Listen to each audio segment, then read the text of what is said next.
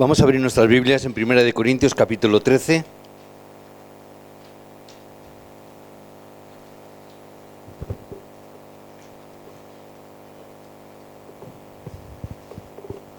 Vamos a leerlo todo juntos, del versículo 8 al 13. 1 Corintios capítulo 13, del 8 al 13. Dice así la palabra, si queréis acompañarme en la lectura. El amor nunca deja de ser, pero las profecías se acabarán y cesarán las lenguas y la ciencia acabará, porque en parte conocemos y en parte profetizamos, mas cuando venga lo perfecto, entonces lo que es en parte se acabará.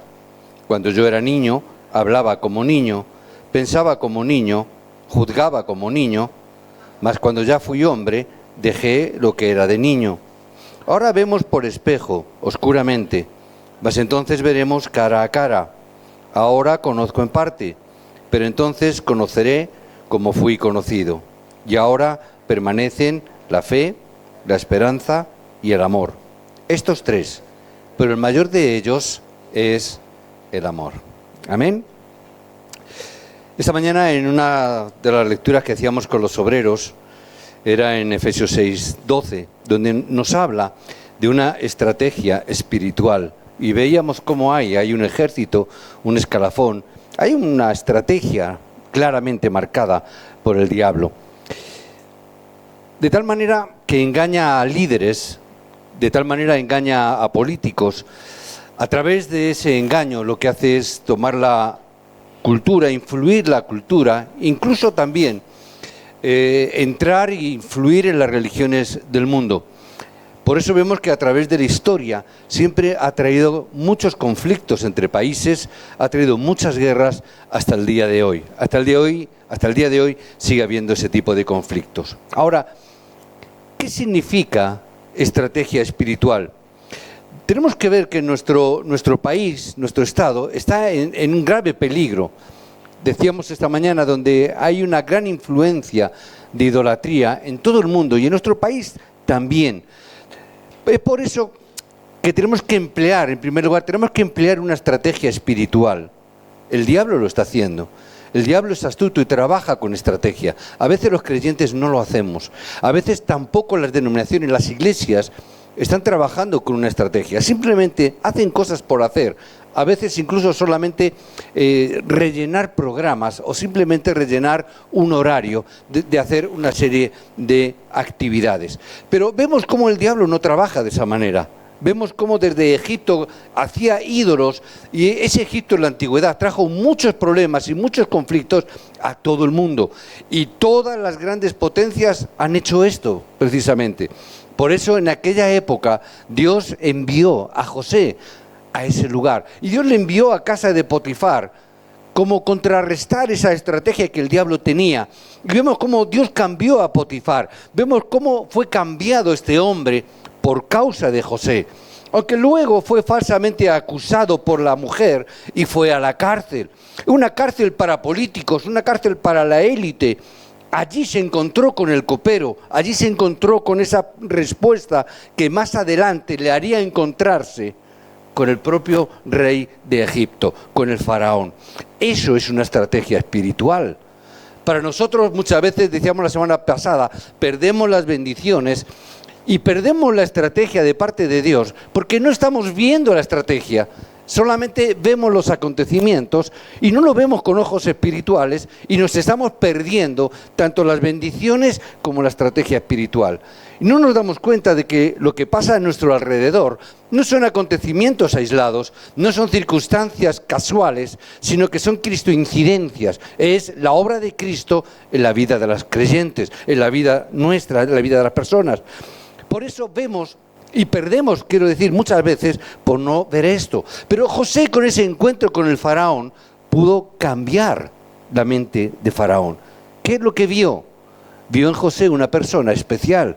Vio una persona que llegó incluso a decir, no he visto a nadie he visto, como he visto que Dios está con José. Con ninguna otra persona he visto esto.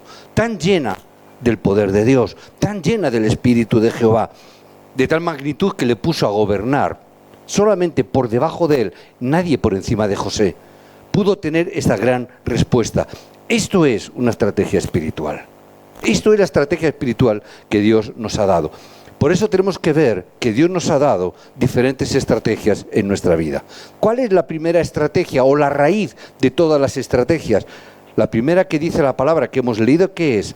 Es la fe. El comienzo de la estrategia espiritual es la fe. Por eso en el pasaje de hoy leemos sobre la fe, la esperanza y el amor. Pero primero aparece la fe. ¿De qué fe estamos hablando? ¿De qué fe hablamos?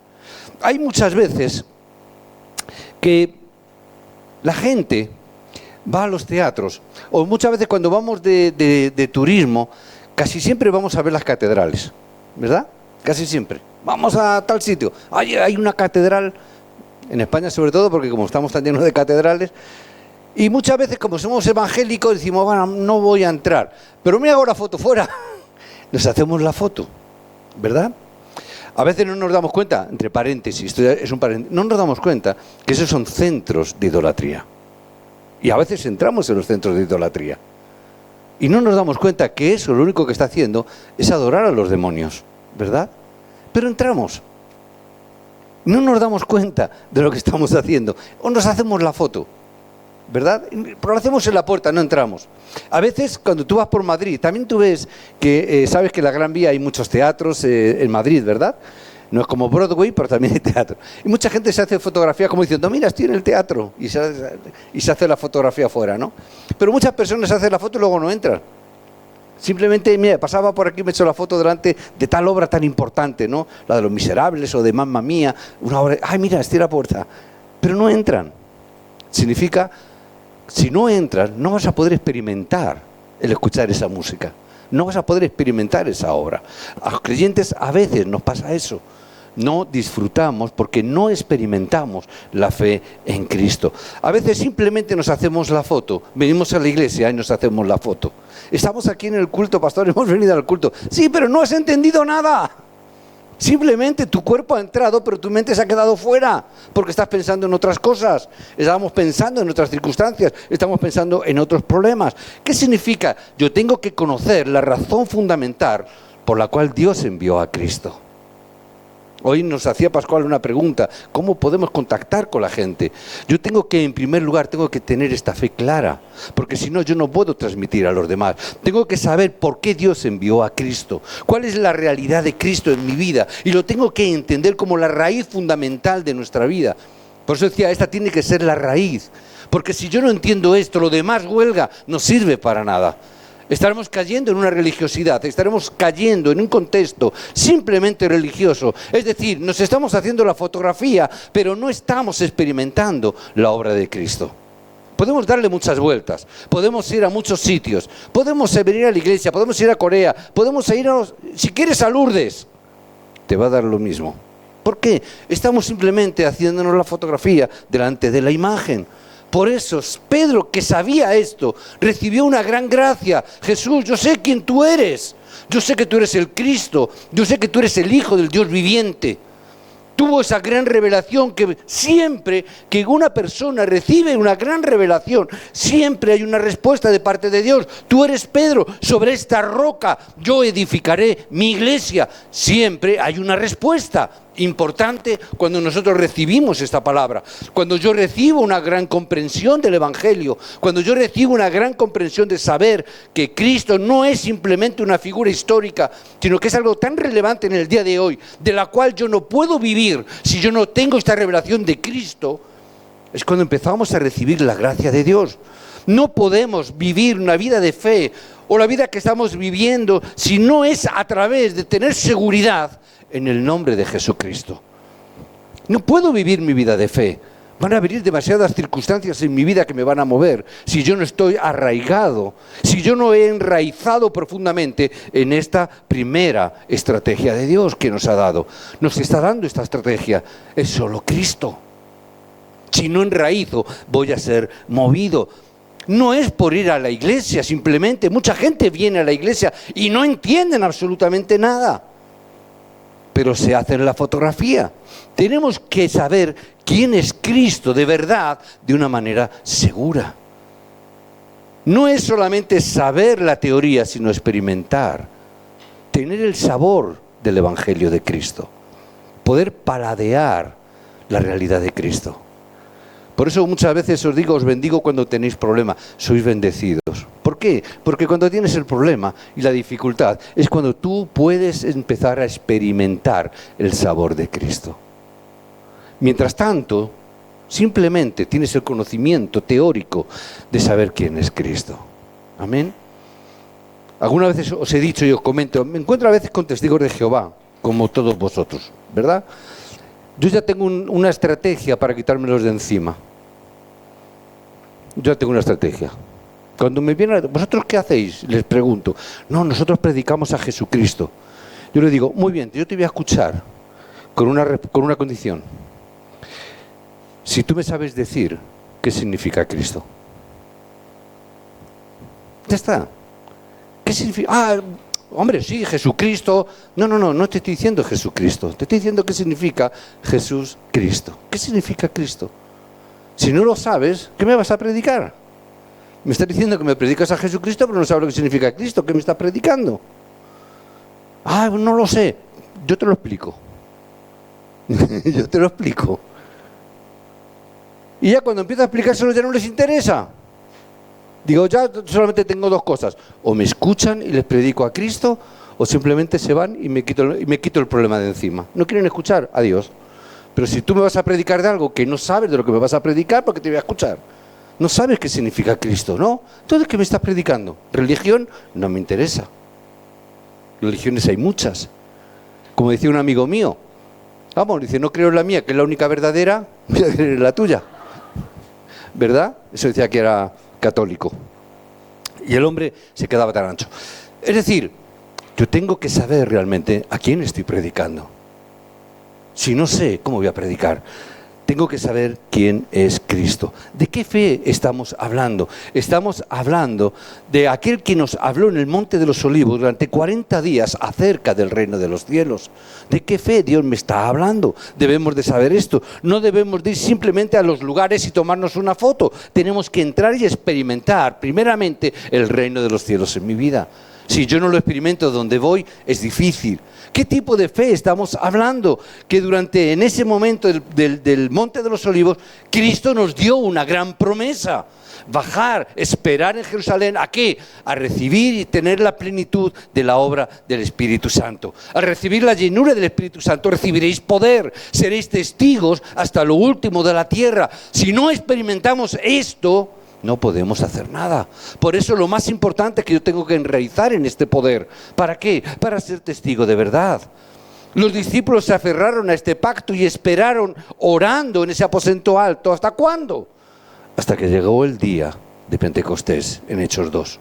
Y vino como una obra como del viento y del fuego. La obra que nadie puede parar y nadie puede detener. Era otro tipo de poder diferente el que ellos poseían. El mundo poseía la capacidad de perseguirles, de poder culparles de herejías. Pero ellos tenían un poder que nadie puede detener. Nadie puede pararlo. Debemos de experimentar quién es Cristo en primer lugar. Debemos de experimentar el secreto del Monte de los Olivos y conocerlo, experimentarlo. Y debemos de ver que es otro mundo espiritual para cambiar nuestro campo, que hay un poder espiritual diferente a este mundo, diferente al poder de este mundo, en el cual podemos cambiar el campo donde estamos. Tenemos que cambiar la raíz. Esto es la fe, que tengo que cambiar la raíz, que teníamos una raíz en el mundo, pero ahora tenemos una raíz diferente. Tenemos un evangelio y un Cristo que es diferente al que el mundo nos ha enseñado hasta ahora. Un reino de los cielos diferente al reino en el que estamos viviendo. No importa que tengamos un rey muy bueno, da igual como sea. Tenemos un rey más excelente todavía en el reino de los cielos. Ese es nuestro respaldo. Teniendo este respaldo, ¿qué vamos a tener y ver? Vamos a tener la segunda estrategia, la esperanza. Nos dice la palabra, esperanza. ¿Qué es la esperanza? Esperanza es ver lo que las personas no pueden ver. Es ver lo que otros no ven nunca. Es ver lo que vio Pedro cuando fue a la Puerta de la Hermosa, cuando fue al templo y se encontró con un paralítico. ¿Qué veía la gente? Un pobre para echarle una moneda. ¿Qué vio Pedro? La oportunidad de proclamar a Cristo. Es una esperanza diferente. No tengo ni oro ni plata, es lo que tú esperas, lo que la gente te da. Pero yo no tengo eso, pero tengo algo mucho más excelente. En el nombre de Jesucristo, levántate y anda. Los anticristos, aquellos que se levantaron en contra, que se oponían al Evangelio, empezaron a levantar una gran persecución. Pero Pedro, delante del Sanedrín, ¿qué pudo confesar? No importa lo que vosotros hagáis, no importa las amenazas que tengáis. Yo sé que solamente hay un nombre que ha sido dado al hombre. Solamente hay un nombre en el cual puede haber salvación y vida eterna. Es el nombre de Jesucristo. No hay otro nombre dado a los hombres. Es la esperanza de que saber que hay ese nombre es mayor que cualquier otro nombre. Es lo que ellos estaban viendo. Es poder ver el campo donde Dios va a obrar. Había un campo muy difícil en aquella época, tan difícil que ni siquiera los judíos se atrevían a caminar ni a atravesar esa región.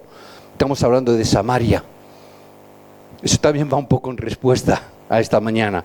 Nadie quería ir a Samaria. Ningún judío se podía prestar a entender que alguien pudiera predicar el Evangelio en Samaria. Pero allí Dios envió a Felipe, allí Dios hizo una obra, allí Dios cambió un campo. Y era un campo difícil, ¿verdad? Un campo muy complicado y muy difícil. Pero ese es el campo donde Dios desarrolló esa esperanza que el mundo no podía ver y los judíos no podían entender. Allí Dios manda a Felipe. Es esa esperanza. Es ver lo que no ven los demás. Es poder ver al Cornelio que estaba dando culto pero no había entendido bien el Evangelio. Y Pedro tiene que ser mandado. ¿Cómo yo voy a entrar a casa de un gentil? Porque vio lo que otros no pueden ver. Vio la dirección y el mandato de Dios. Entra a casa de Cornelio. Esto es lo que ellos vieron. Esto es la esperanza. Las personas de oración ven lo que los demás no pueden ver. Por eso los hombres y mujeres que son hombres y mujeres de oración van a ver lo que nadie puede ver. Nadie puede verlo. Por eso una persona de oración es una persona de esperanza. Porque ve cosas que el resto de la humanidad no ve. Ni siquiera a veces que otros creyentes tampoco pueden ver, porque no tienen victoria en su oración. Tenemos que tener este secreto espiritual para cambiar el mundo. ¿Qué es la esperanza? Es hacer lo que otras religiones no pueden hacer. Muchas religiones hay en el mundo, muchas religiones, pero ninguna puede quebrar el poder de Satanás que se levanta en el mundo. Vemos en el libro de los Hechos, capítulo 13, 16 y 19. El mundo está afligido por causa de la obra del diablo. Ninguna religión puede frenar ese problema. Ninguna religión puede levantarse por muy buena que sea. Hay religiones que dicen que son muy buenas porque hacen muy buenas obras en el mundo. Es verdad, puede hacerlo. Cruz Roja hace una muy buena obra. Cáritas hace una muy buena obra, reparte muchos alimentos, reparte ropa, provee incluso a veces de trabajo cuando a veces pueden. Hacen muchas y muy buenas cosas. Hay muchas organizaciones hoy en día que hacen cosas excelentes, iglesias y religiones que hacen cosas excelentes. No podemos negar esto, pero ninguna puede quebrar el poder de Satanás. Satanás no tiene miedo a ninguna organización. Satanás no le tiene miedo a ninguna obra de esta índole. Solamente Satanás tiene miedo y temor cuando alguien proclama el nombre de Jesucristo. Solamente teme al nombre de Cristo. Las organizaciones no les da miedo, da igual. Podemos repartir kilos y kilos de alimentos. ¿Cuántos años hemos llevado y llevamos en esta congregación repartiendo kilos y kilos y kilos de alimentos a personas que lo necesitan? ¿Cuántos kilos de ropa nos han repartido? No le tiene miedo a Satanás a eso. Satanás no le tiene miedo a un pastor que se dedica a repartir comida solamente. Satanás tiene miedo a aquel que proclama el solo nombre de Jesucristo. Solamente es esa realidad. Solamente. Por eso esta esperanza es aquello que nos hace ver lo que otros no pueden ver. Está bien repartir alimentos, pero tenemos que tener la estrategia espiritual para parar la obra del diablo. Hechos 13, vemos cómo Pablo sanó a una muchacha endemoniada. Las personas no saben que aunque están viviendo una vida muy religiosa, que viven una vida de fe, pero basada en la religiosidad, muy devota, está fracasando. Tenemos que traer sanidad a estas personas. A las personas que fracasan con la religiosidad. A las personas que están fracasando por esto. Porque qué esperanza la que tenemos. La esperanza de ir con un trasfondo que nadie más puede tener. Nadie más tiene este trasfondo espiritual. Tener esto es la esperanza. Es el reino de los cielos que se establece donde tú estás. El reino de los cielos que se va a establecer en tu campo. Yo oro y sé, Señor, sé que tu reino, donde yo vaya, se establece. Señor, yo oro en el nombre de Jesucristo, que al igual que Dios envió a sus ángeles delante de Moisés, Dios envíe a sus ángeles delante de cada uno de nosotros allá donde vayamos. Esa esperanza de que sé que si yo oro, el ejército espiritual de ángeles va delante de mí.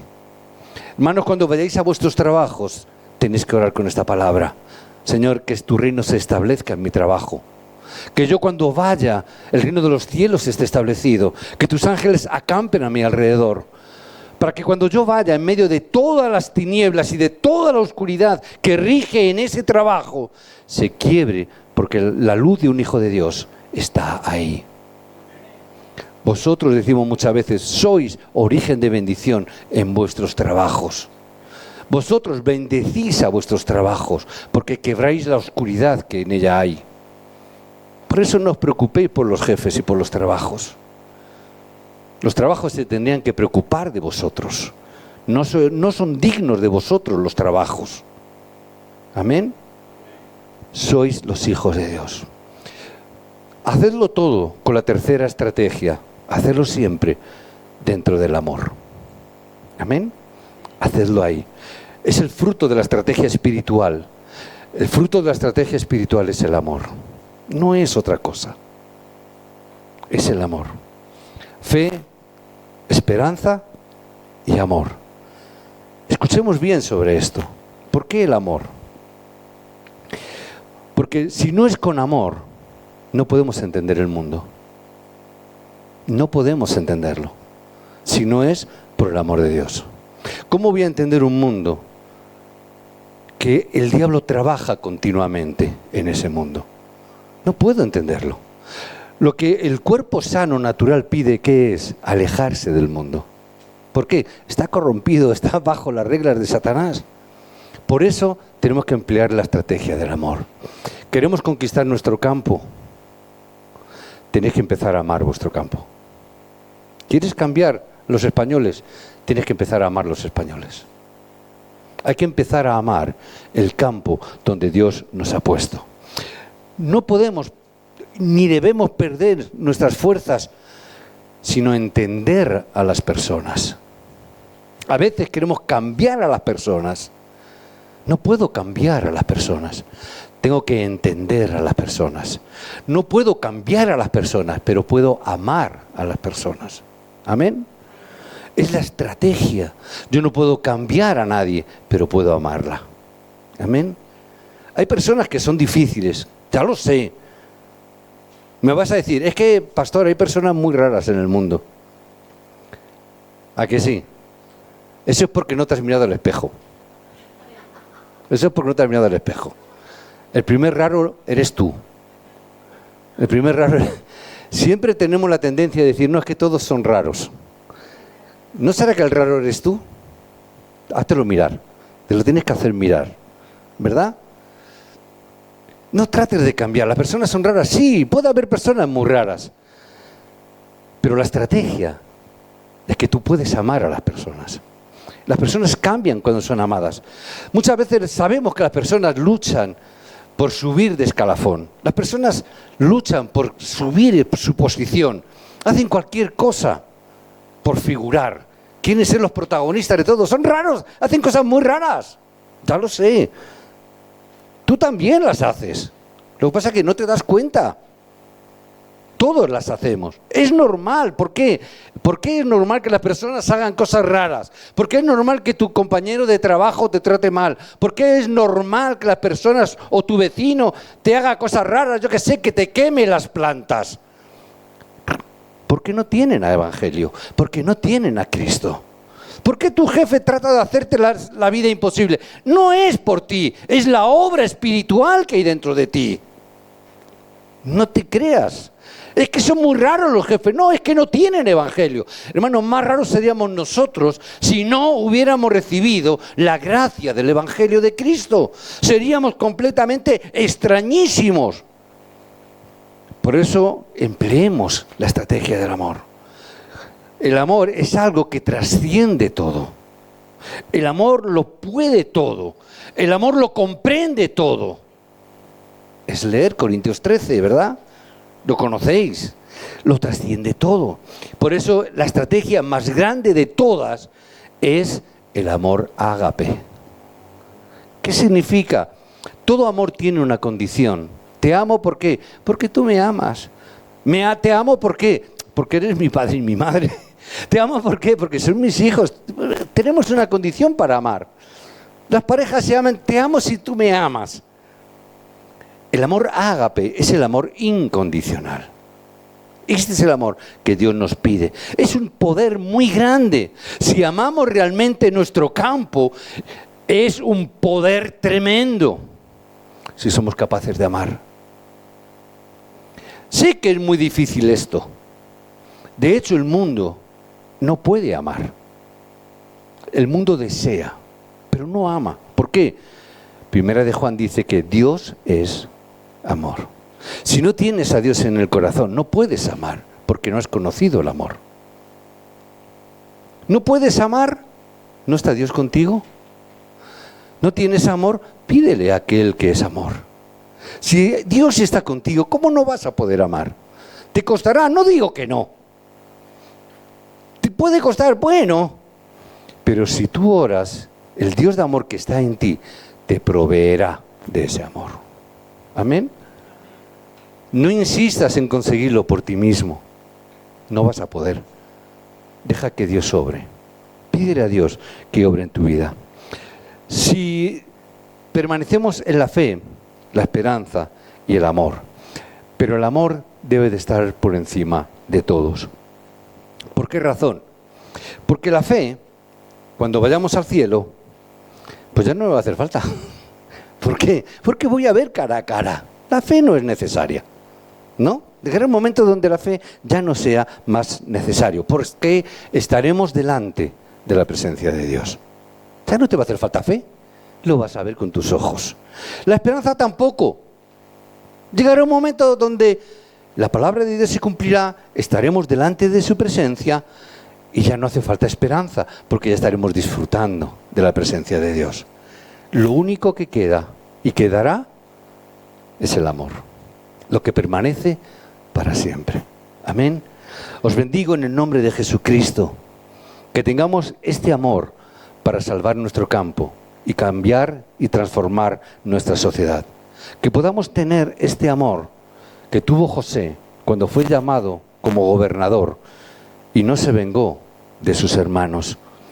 Que tengamos este amor que no se vengó de Potifar, que no se vengó de la mujer que la acusó injustamente. Que tengamos este amor que solamente Dios puede darnos. Como discípulos de la Iglesia Aposento Alto, que poseamos esta estrategia. Os bendigo para que poseamos la estrategia de la fe, de la esperanza y del amor. Con estas tres cosas, la Iglesia primitiva conquistó Roma. Yo no quiero ir a Roma a conquistar, mi Roma está aquí en Parla, en primer lugar. Que podamos conquistar nuestro campo. Os bendigo para que no os desaniméis, sino que podáis empezar con la fe en el día de hoy.